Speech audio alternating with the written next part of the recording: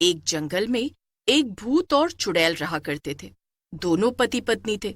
चुड़ैल की आदत थी वो अक्सर भूत की छोटी छोटी बातों पर नाराज हो जाया करती थी। एक दिन ऐसे ही किसी बात पर चुड़ैल अपने भूत पति से नाराज थी।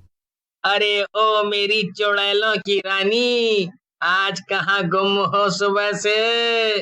तुम्हें मुझसे क्या, तुम तो जाओ, जाकर मजे से खरगोश का शिकार करो और खाओ। अरे अरे, अचानक से क्या हुआ? क्या तुमको भी वो खरगोश खाने का मन था? तुम्हें मुझसे कहना चाहिए था ना। नहीं, मुझे कोई खरगोश नहीं खाना, और मैं यहाँ रात भर से सोच सोच कर परेशान हो रही थी, और तुमको मालूम ही नहीं कि मैं तुमसे क्यों गुस्सा हूँ। और वो छोड़ो, तुमको तो ये भी नहीं मालूम कि मैं तुमसे गुस्सा भी हूँ। अरे मेरी जान, तो तुम खुद ही क्यों नहीं बता देती कि तुम क्यों गुस्सा थी मुझसे? नहीं, अब मुझे नहीं बताना। अब जाओ तुम यहाँ से। ओह, ठीक है, मैं जा रहा हूँ गांव में रात के खाने का कुछ इंतजाम करने। तुम यहीं रुकना, ठीक है ना? जहाँ जाना है जाओ, और जो करना है करो। फिर भूत गांव में चला जाता है और किसी इंसान को ढूंढने लगता है कि तभी उसे एक डायन दिखती है। अरे, तुम तो एक डायन हो ना? हमेशा डायनों के बारे में मैंने किस्से कहानियों में सुना था। आज तुम्हें देख भी लिया। ओहो, तुम तो एक भूत हो। तुम यहीं के रहने वाले हो क्या? नहीं नहीं, मैं तो पास के जंगल में अपनी पत्नी चुड़ैल के साथ रहता हूँ। यहाँ तो मैं अक्सर शिकार ढूंढने आता हूँ बस। और तुम? ओह, अच्छा। मैं तो बस यहाँ से गुजर रही थी। मुझे दरअसल दूसरे गांव जाना है। अच्छा अच्छा, वैसे तुम्हारी चोटी तो दिखाना जरा। क्या वो सच में बहुत लंबी है?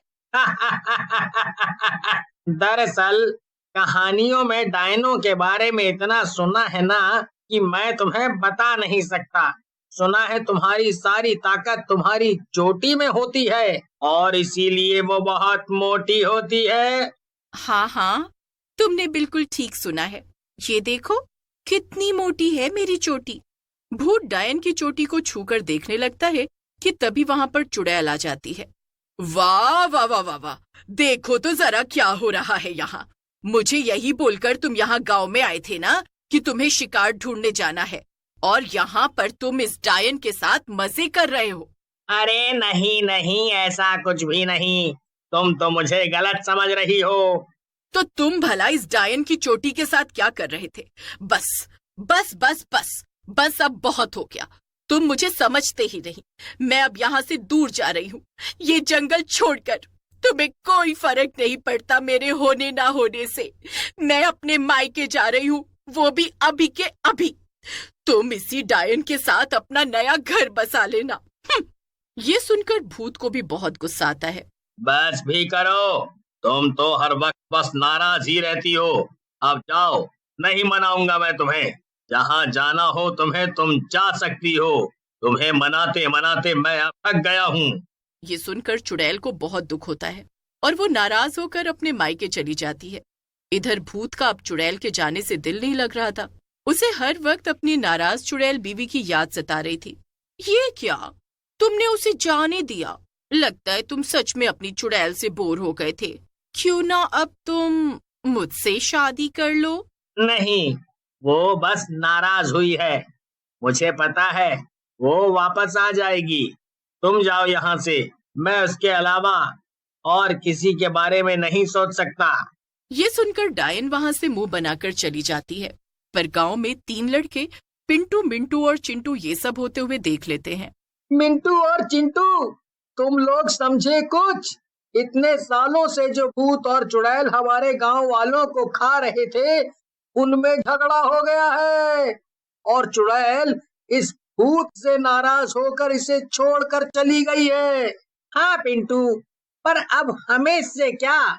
इन चुड़ैलों और भूतों के मामलों से दूर ही रहे तो अरे नहीं मिंटू, अगर चुड़ैल पहले से जा चुकी है, इसका मतलब ये है कि ये भूत अब अकेला है और हम इसे गांव वालों की मदद से मार मार कर इस गांव से दूर भगा सकते हैं।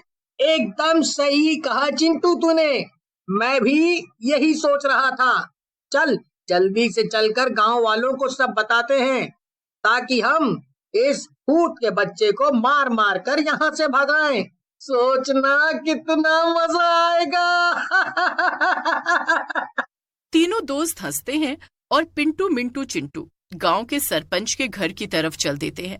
सरपंच के घर पहुंचकर सबसे पहले पिंटू कहता है, सरपंच जी, बहुत बढ़िया खबर लेकर आया हूँ आपके लिए।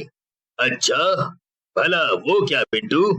दरअसल जिस चुड़ैल और भूत ने मिलकर आपकी दादी को और गांव के कई लोगों को खाया था, उनमें झगड़ा हो गया है और चुड़ैल नाराज होकर गांव छोड़कर भाग गई है।